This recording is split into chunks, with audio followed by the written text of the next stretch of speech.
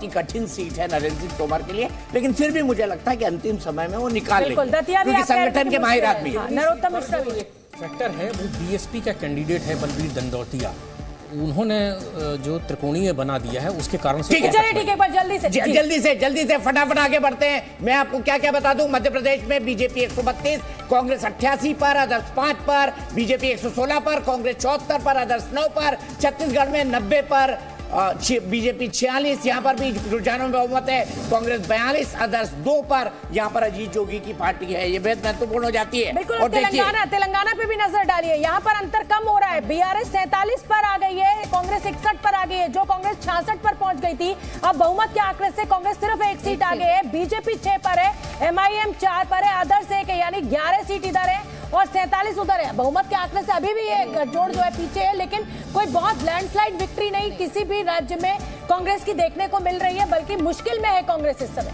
जी हाँ, बिल्कुल मुश्किल में। और देखिए क्या हो रहा है तेलंगाना के अंदर। जो बीआरएस और कांग्रेस है उसका बहुमत कम होते हुए, क्योंकि एआईएमआईएम की 4, यानी बीआरएस को अगर 51 माना जाए तो गलत नहीं होगा, और बाद में 6 बीजेपी की, तो 4 सीटों का अंतर ही आ रहा है। अगर बहुमत के हिसाब से देखा जाए तो 4 सीटों का अंतर। दिया सिंह बीजेपी की जो है वो आगे चल रही है, और मध्य प्रदेश में 44 सीटों से कांग्रेस पिछड़ रही है बीजेपी से, और ये बहुत बड़ा आंकड़ा है। और 10 बजते अगर ये तस्वीर आने लगती है तो ये बहुत बड़ी तस्वीर है। दो राज्यों में अगर 3-1 से बीजेपी आगे। किन राज्यों में? लीजिए, छत्तीसगढ़ में कांग्रेस आगे निकल गई है, छत्तीसगढ़ में कांग्रेस आगे निकल गई है, कांग्रेस 45 पे आ गई है। ये स्कोर फिर 2-2 का हो गया है, लेकिन 43 में नीचे का 2 जोड़ दो ना, 45 बराबरी का मामला चल रहा है। देखिए कुछ राजनीति में होता है जो दिखता नहीं और जो दिखता है वो होता नहीं, तो हम जो नहीं हो सकता है वो भी आपको कैलकुलेट करके यहाँ पर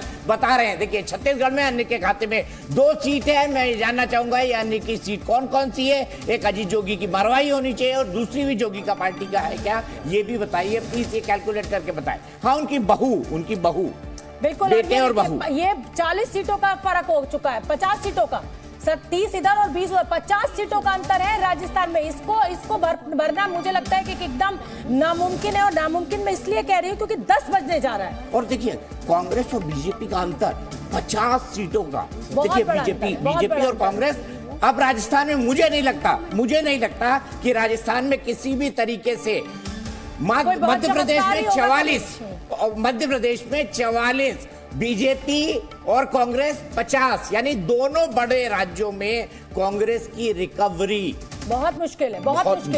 और तेलंगाना में भी अंतर कम हो रहा है। इधर छत्तीसगढ़ में भी स्थिति फंसी हुई है, 45 पे चल रहे हैं, और छोटे राज्य हैं, जैसा कि दीपक जी बार बार कह रहे हैं कि यहाँ पर बहुत जल्दी स्थिति क्लियर होगी। तो तेलंगाना में भी अंतर 47-61 का रह गया है। बीजेपी और एमआईएम, जो एमआईएम के लिए जरूर 3 सीटों का नुकसान है, पर बीजेपी के लिए 5 सीट का फायदा तेलंगाना में दिखाई दे रहा है। तो 2 राज्यों में बीजेपी, 2 में इस समय कांग्रेस आगे, लेकिन छत्तीसगढ़ में टेक्निकली अगर देखें तो 45 में बराबरी का मुकाबला।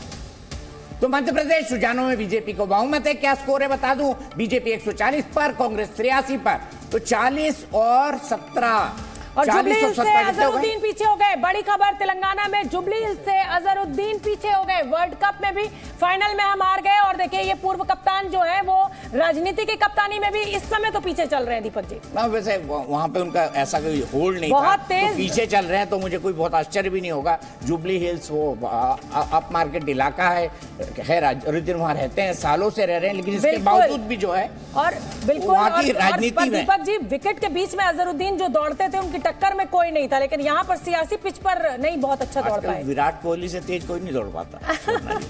और विराट कोहली कौन है बीजेपी की टीम में? वो मोदी जी हैं। बिल्कुल सही। इतने साल से चल रहे हैं लेकिन खेले जा रहे हैं। विराट भी 35 प्लस नॉट आउट। बिल्कुल 50 गोशामल से बीजेपी के टी राजा पीछे चल रहे हैं।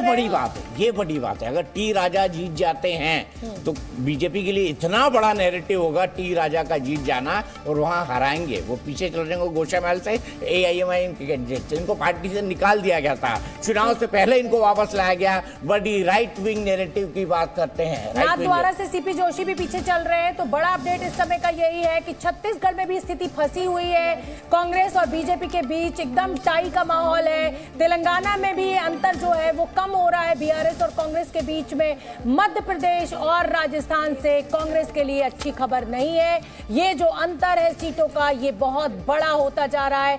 शिवराज सिंह चौहान ने तो अब